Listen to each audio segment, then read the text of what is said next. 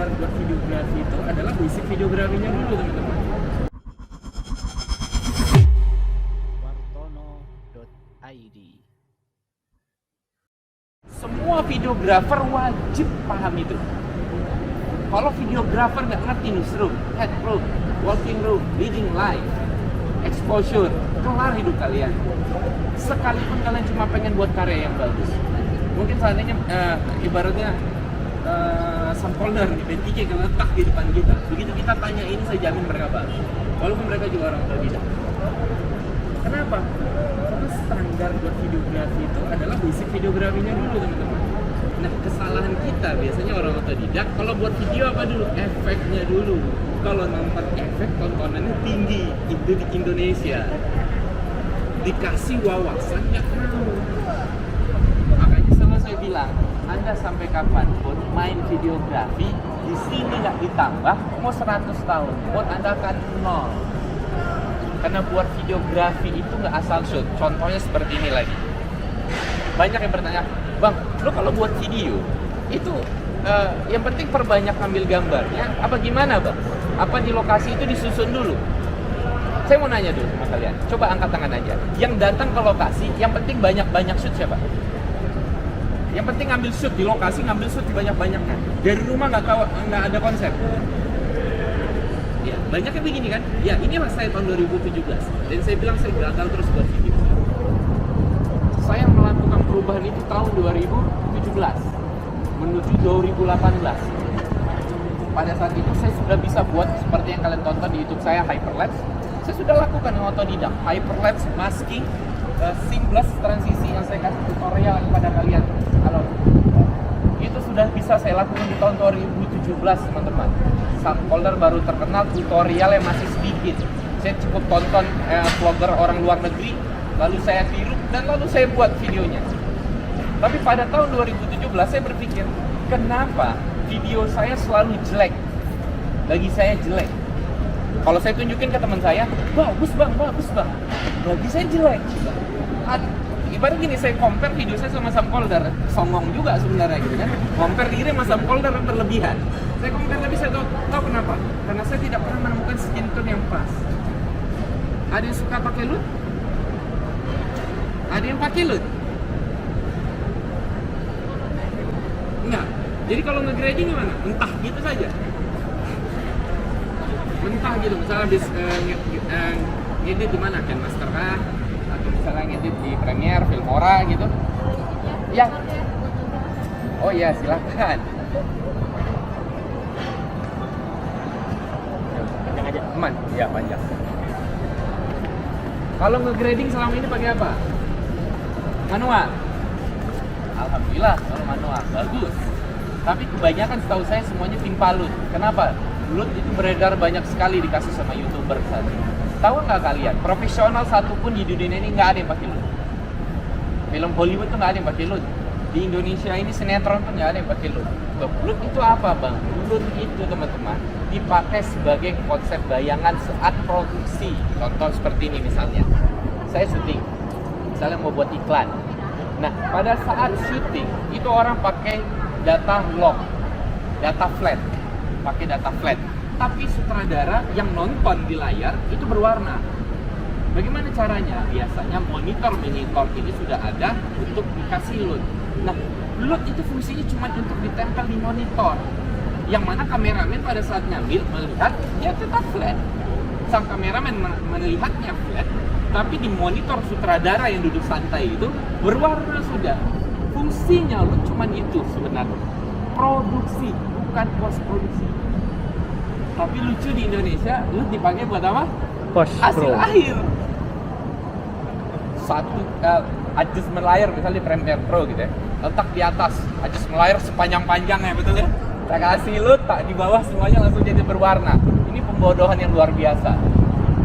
Kenapa editor itu dibayar mahal? Karena kalian akan menggradingnya berhari-hari kan?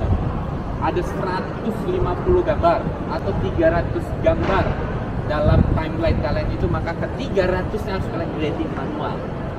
Profesional lakukan itu. Makanya kalau buat film itu berbulan-bulan. Proses editingnya nggak sehari dua hari. Di Indonesia canggih. adjustment layer, tempel loop, selesai semua, tayang bang. Enggak teman-teman, sekarang coba gini, kalian tahu filmnya Joker? Saya paling suka tuh film, karena itu emosinya bagus, dan terutama yang saya nilai adalah grading. Kalau saya ngelihat film Joker, kalau kalian tonton, nah begini, kalau kalian pengen jadi videographer, mutlak buat kalian hobi nonton. Semua videographer, semua orang yang hobi buat video, pasti hobi nonton. Kalau Anda nggak hobi punya nonton, ada masalah dalam dirinya. Kenapa? Semua videographer butuh inspirasi. Saya ngedirect, apakah murni dari hasil khayalan saya? Saya bilang tidak. Semua sutradara hebat di dunia pasti dia punya idola. Yang mana pasti idolanya mempunyai pengaruh terhadap dirinya. Nggak mungkin nggak. Siapapun itu. Nah, salah satunya Aki Pernah. Bagaimana? Misalnya gini, banyak yang nanya, Bang, lu gimana sih cara ngedirect? Direct itu kan sebenarnya hasil imajinasi, dituangkan. Kalau zaman dulu ditulis, digambar. Nah, di zaman udah modern, sob, udah enak sekali. Kalian bisa pakai handphone kalian. Saya sudah tidak pernah lagi buat storyboard saya.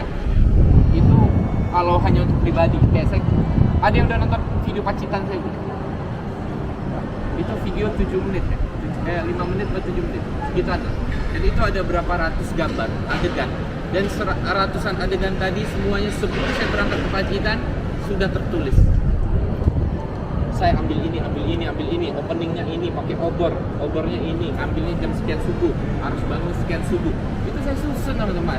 Nggak seperti datang ke Pacitan loh, nggak akan kelar bisa. Loh bang, berarti prosesnya panjang. Betul teman-teman. Buat video bagus tuh nggak ada yang instan. Itulah yang dihargai dalam diri kita. Nah, bagaimana saya bisa melakukan itu? Balik lagi, mutlak saya bilang sama kalian, belajarlah basic videografi yang baik. Kunci utamanya videographer menurut saya adalah saat kalian memahami apa itu exposure. Gampang bang, exposure.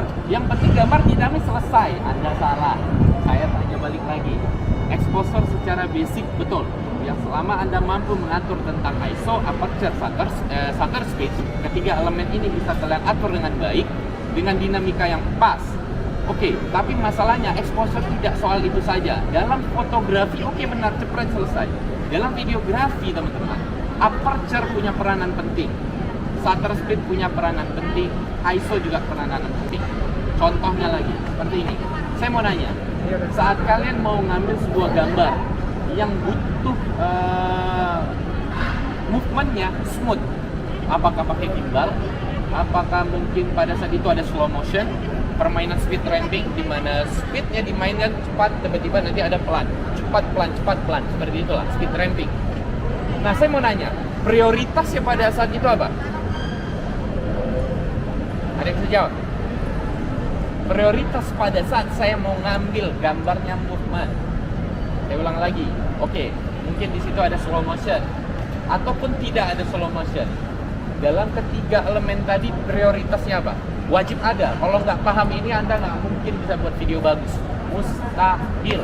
Ini basic. Kalau kalian kuliah 4 semester pasti kalian belajar ini. Saya jamin. Kalau kalian mau kuliah di IKJ, mau kuliah di Unpas Bandung atau di ISI, 4 semester atau 2 tahun kalian hanya akan belajar basic videografi. Yang mana ya ini yang kalian belajar. Ada yang bisa jawab? Apakah prioritasnya? Sederhana ini. Kalau nggak bisa ini ya ini. Sumber masalahnya ini. Tidak tahu. Yang penting gini, penting gambar tuh bang dinamis bang. Langkah pertamanya benar. Masalahnya dalam videografi gambar bergerak. Fungsi shutter speed, fungsi aperture itu punya peranan. Prioritasnya pada saat Anda misalnya mengambil movement, ada slow motionnya. Nah, slow motion nanti akan berpengaruh terhadap apa? Misalnya, saya tanya lagi, ada yang namanya FPS. FPS akan berkoneksi dengan apa? Harus paham. Bagaimana Anda datang ke sebuah lokasi, ngambil gambar, mendirect sebuah video, tapi nggak ngerti ini. Pernah nggak ngalamin begini? Bang, saya sudah pakai 120 fps, saya sudah pakai 60 fps bang, lalu saya slow motion hanya 50%. 60 fps itu teman-teman, kalau di Premiere Pro, di Filmora, bahkan saya pernah coba-coba juga di KineMaster, itu hingga 35% pasti smooth. Dengan catatan ada satu pihak lagi yang harus diperhatikan. Nah, pernah nggak ngalamin gini? Saya ngambil slow motion 60 fps, lalu saya pakai gimbal, movement jalan pakai gimbal. Tapi saya menemukan gambar saya begitu di slow motion hanya 50%, patah-patah. Pernah nggak? Loh, kok aneh? FPS 60 loh, 120 loh. Kok tetap slow motion? Karena slow motion tidak perkara hanya FPS. Ada perkara exposure yang harus diprioritaskan. Apa itu? Speed. Apa? Speed. Oke, shutter speed. Bagaimana cara menghitungnya? 2 kali atau lebih dari FPS. 2 kali? 2 kali dari FPS atau lebih. Ya, jawaban yang benar. Tumben ada jawaban benar. Betul. Nah, jadi kalau kita belajar tentang videografi, itu berbeda sama fotografi. Kalau fotografi jepret selesai, dia benda mati. Videografi, dia adalah kumpulan foto yang dalam sekian detik itu ada berapa puluh, tergantung FPS yang kalian pakai. Nah, hal-hal itu rumit, teman-teman.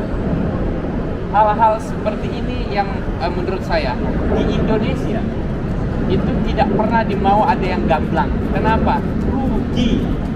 Karena kalau untuk dapat ilmu ini kalian harus sekolah. Di Jakarta